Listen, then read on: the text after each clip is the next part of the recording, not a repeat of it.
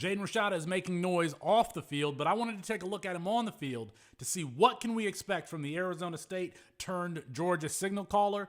Is it still worth investing in him? I'll give you my thoughts after the stinger.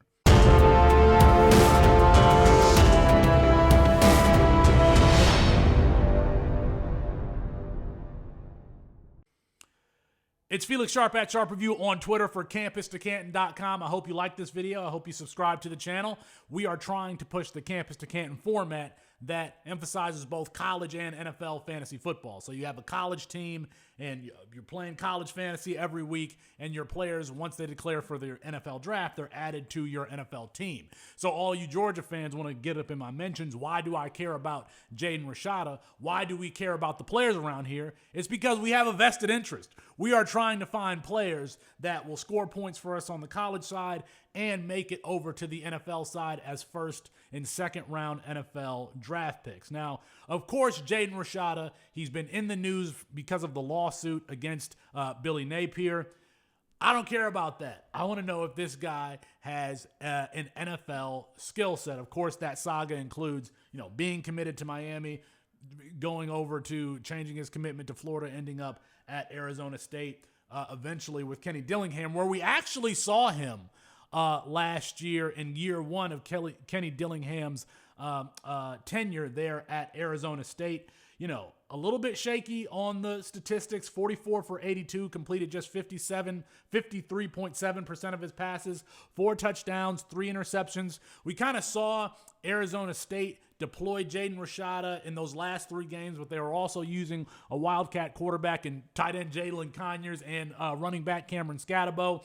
But what did we see from Jaden Rashada? He is a pure pocket passer with, in my opinion, one of the strongest arms in college football. In effortless delivery, he can throw to any part of the field.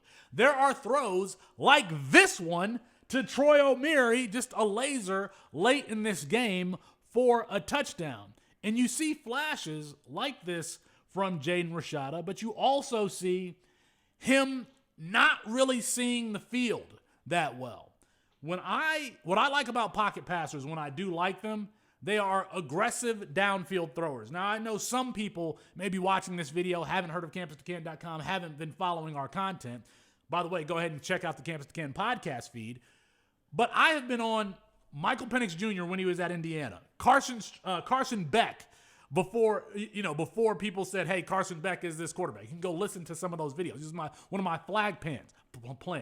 Carson Strong at Indiana. I love a pocket passer if they are an aggressive downfield thrower. Man, that is what Jaden Rashada is. However, we'll see him throw the ball to a linebacker in zone coverage. We'll see him throw to a corner in cover 2. He just, at Arizona State, he wasn't seeing the field well, and that's a problem if you are going to be a pocket passer. You have to be able to eliminate turnovers. And early in his career, true freshman, early in his career, Jaden Rashada was not able to do that, eliminate the turnovers and kind of the dumb plays. And by the way, just kind of generally keep the offense ahead of the chains. If you are a pocket passer and you're not, going to be scrambling for first downs, or on first down when you've got coverage and you're flushed out and you get 5 yards, then you need to have a high completion percentage. You need to be in, 2nd and 4, 2nd in 6. Get plus yardage on first down. And when you have a lower completion percentage, that can be an issue. I still like it's so we have a Campus to Canton freshman and supplemental draft guide that goes over all of the prospects and when you should be drafting them and whatnot. You can go get the 2023 version to read all of our player profilers. But this excerpt from the guide on Jaden Rashada, I think that it kind of perfectly describes his play. And I believe Colin Decker, one of my co-founders at CampusToCanton.com, wrote this profile. And here's the quote. He says, Rashada's biggest strength is a bit of a double-edged sword. He's an aggressive downfield passer who is fairly accurate throwing deep on bucket shots on the boundary and can work the middle of the field capably. At times, I think he gets too locked in on these deep shots and would like to see him do a better job on short and intermediate routes. Rashada also seems to struggle to improvise if the play breaks down. I'm not sure that's something you can teach. That's Jaden Rashada. I feel like I am gravitating towards this player because he does have elite arm talent. And the way that DJ Uiagalelei, one of the strongest arms in college football, but he needs to get with a quarterback coach or he needs to get with an offensive coordinator so he can see the defense just a little bit better. Those are my thoughts. Am I still investing in Jaden Rashada? Probably not with a top, 25 draft pick in a startup. It's probably not trading him for more than a 10th round draft pick in a freshman and supplemental draft. If you don't know what that is, you can click the link in the description box. You can get more information. So I am not necessarily investing in him or going to acquire him, but I do think that he's a talented player and he's the type of player that I like.